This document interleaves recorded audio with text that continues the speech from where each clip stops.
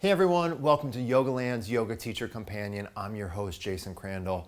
And today what we're gonna do is we're gonna break down my 4 favorite postures to prepare for Bakasana. And then also a couple of tips about actually practicing Bakasana. If you haven't already seen my video on the most common error and how to solve it for all arm balances, make sure to check out that. You can just kind of click the button that is appearing here. Number 1 favorite thing to do in preparation for Bakasana, everybody, is Reclined Bakasana.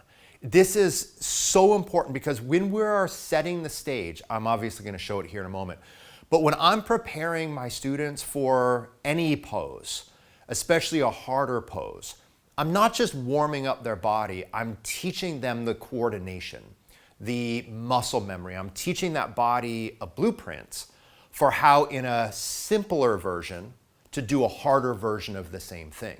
So reclined Bakasana is a really good way to get a feel for the majority of the pose while also emphasizing anterior core strength. So watch, this is really simple to do, everybody. It's simple to do, but it's a really demanding pose, so it's a great prep. So what we do for this, everybody, is you just come onto your back, starts inconspicuously. Then I have people reach their arms up towards the ceiling. Then I have people bend the knees towards the chest without holding on. Bring the inside of the feet together and flare the knees a little bit wider than the shoulders. Then from here, everybody, you curl up. So what I do is I'm curling my chest up, but I'm also lifting the back of my pelvis, the sacrum up. So I'm engaging my anterior core strongly, especially anterior abdominals and hip flexors. So this is a really good anterior core warm up, but also look, I'm framing up the shape of Bakasana. I can even start to teach my students how to engage the inner legs and use their legs correctly in Bakasana by squeezing in against those outer arms, okay? I do that at any phase of a sequence. But what I usually do that is I will tag that into other reclined core strengthening postures.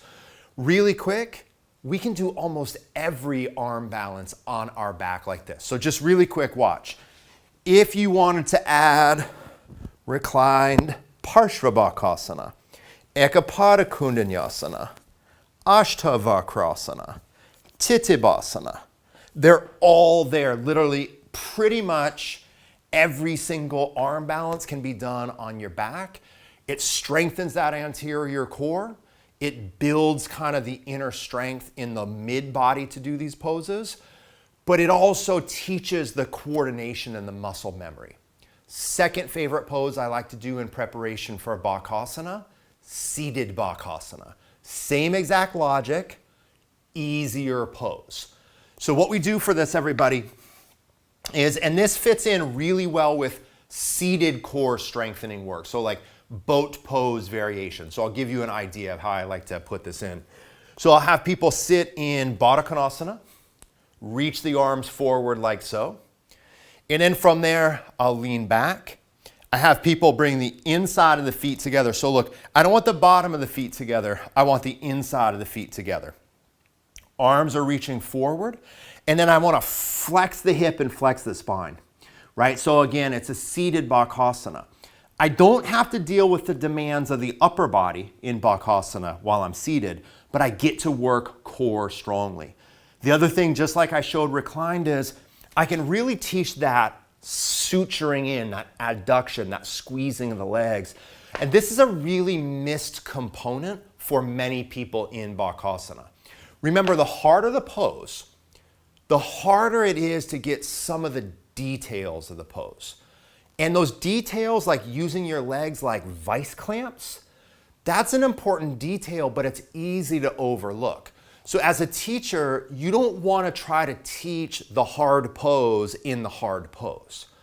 You want to teach the hard pose in the poses before the hard pose, so that the student's body has the sensory memory and that kinesthetic blueprint to execute the details of the pose when things get a little bit harder. So seated Bakasana is really good, and I will put this in a combination of different seated core strengtheners, right? It can be simple or it can be hard, but again, kind of getting into this shape, really good opportunity, okay? Now, third favorite pose. This is not nearly as much about the strength and the power and the overall coordination like the previous two poses are. This is a little bit more for a particular nuance of when people are learning how to do Bakasana with straight arms, okay? And the pose is cat pose, right? It's a really simple pose, but it's something that I want us to understand about Bakasana is that if you are progressing to the straight arm version, which is hard, this is no way around it, it's hard. The spine is in flexion, the elbows are straight, and the scapula are in protraction, they're spreading apart.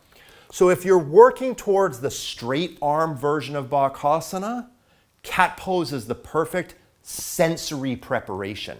So watch, from all fours, right? From all fours, we push the floor away. That's broadening the shoulder blades. It's increasing the lateral motion of the scapula. So they're pulling apart. That's protraction. So I press the floor away, and then I round my spine. So this is starting to give me the feeling in my spine, my core, and my shoulders. Now listen, everybody, none of those things are having to work very hard.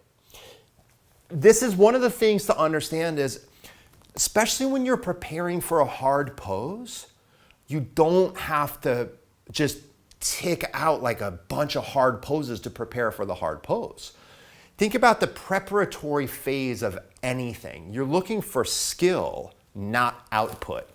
In fact, you want to save some of the output for Bakasana because it's hard. It's an output pose. So teaching something like cat pose just to get a feel for that roundness of the spine and that scapular protraction is huge. Now, another pose that I'm not going to discuss is chaturanga. That's not one of the four, but it's coming to mind. Chaturanga is a great pose, but I've already created so much content on chaturanga. You can check these out here. I've done like a 3-part series on chaturanga, so you can incorporate that. But I want to move on to the final, my favorite prep pose for Bakasana. And to me, I'm going to split this between 4A and 4B. Either of these poses work really well. Two different versions of Malasana. So you have Malasana that's a little bit more overtly like Bakasana. The inside of the feet are together, the knees are flared, the arms are tucked in front of the shins, and then draped back behind you, okay? Chin tuck. So you have this like real balled up, coiled, hinged quality in this version of Malasana. And then this is the one that so often just translates straight into Bakasana. But for me, I also like a wide-footed version of Bakasana because for my body, my inner legs, they're not super strong, but they're also not super flexible. The more mobile and strong the inner legs are, the more you can hinge at the hip crease and grip those legs into the outer arms, okay? So I like even just this version of Malasana, right? This kind of wide-footed squat. It doesn't translate as directly into that transition, the other one does, but I often find myself working on this in the interim and just teaching those bodies to fold up. For Bakasana, the more you can fold at the hips, fold at the knees, and round the spine forward, the easier you can get your center of gravity directly over the hands, okay? So all of these poses are gonna help you build that hip hinge, that knee hinge, that thigh engagement, and that anterior core stability and strength. Now, let's talk a little bit about Bakasana itself, how I like to set it up, and how I see the bent elbow version and the straight elbow version playing out. So for me, everybody, and I detailed this a ton in the video I referenced earlier about troubleshooting all arm balances. So I don't want to talk about the transition forward a ton, But the way that I like to set up for Bakasana, everybody, and I want to acknowledge there just are different schools of Hatha Yoga. There are many different schools, and they have slightly different takes on the technique of Bakasana. So I want to acknowledge that. So what I like to do is I like to get the inside of the feet together, and I like to take the knees a little bit wider than the shoulders, okay? And then what I do is I fold down. Remember, we have to get folded down. We got to get coiled and spring-like. And then to start, everybody, I actually keep my hands off the ground. I flare my elbows, and I press my upper arms back against the shin. Because I want that strong, active engagement of the arm into the shin, and then the shins, I want to clamp into the outer arm and armpit. So I don't want to be down here like this. Like this is a fine, legit beginner's Bakasana. Okay, there's nothing wrong with that. But I want to get really folded up. I keep my hands off the mat in the initial phase. I use my arms to push back and my knees to grip in. That makes the connection between upper body and lower body super alive. Then I get my hands to the floor in front of me. My elbows are still flared a little bit wide. Then I lift up just a little bit, okay? So I try to keep a pretty deep fold. I lift up just a little bit. Then it's this phase that I scoop the elbows in. So now my elbows are squeezing in, and then it's just an action of shifting forward. And I describe in that other video I keep referencing that movement forward, okay? So watch that in tandem with this. That version, my elbows were bent, okay? There are some teachers that delineate two different postures, Bakasana and Kakasana. One being a bent elbow version, one being a straight elbow version. For me, both versions are Bakasana. And one's not right or wrong. This is just a matter of simple language, okay? So to me, that is just a bent elbow version of Bakasana. So now I'm going to show you the straight elbow version of Bakasana.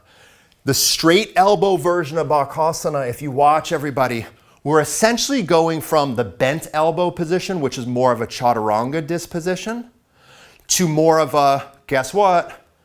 Cat pose-like feeling. So I even have my students who are ready to move on to that straight elbow version.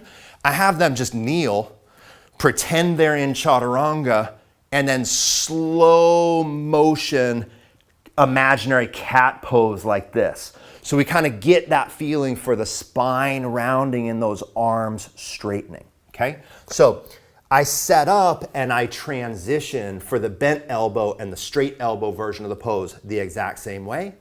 I prepare for these poses the exact same way.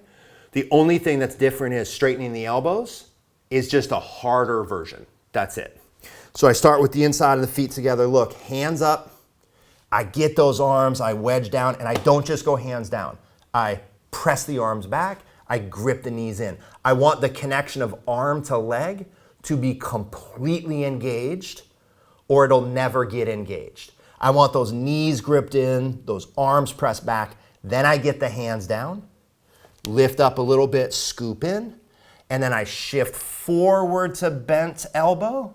And then from here, I straighten the arms, round the back, take a breath, get the photo, come down, take a long rest, or something like that, okay?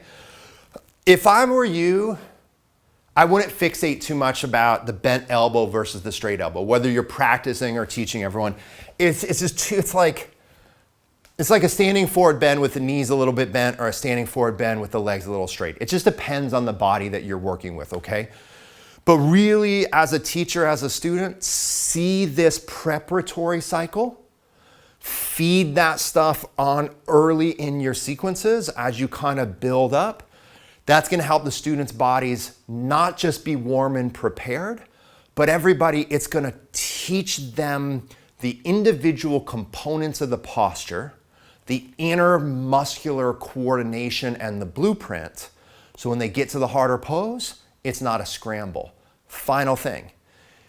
Even if you or your students at the end of the day can't end up doing Bakasana, then those are the poses that can be the alternatives to that pose. So you can say to someone, If you're still really struggling with doing Bakasana on your hands, right? All right, everyone, those of you really struggling with doing Bakasana on your hands, don't worry about it. Come all the way down, have a seat, and do seated Bakasana. So understanding a sequence can build towards something, but it also lays the foundation for what to do when the thing you're building towards is still a little bit inaccessible and out of reach for you or others, okay? Thanks a ton for checking this out. Make sure to subscribe to this page and also go to jasonyoga.com, see all the trainings and the other content that I have to offer. All right, everyone, take care of yourselves. Thanks for taking the time and helping your students.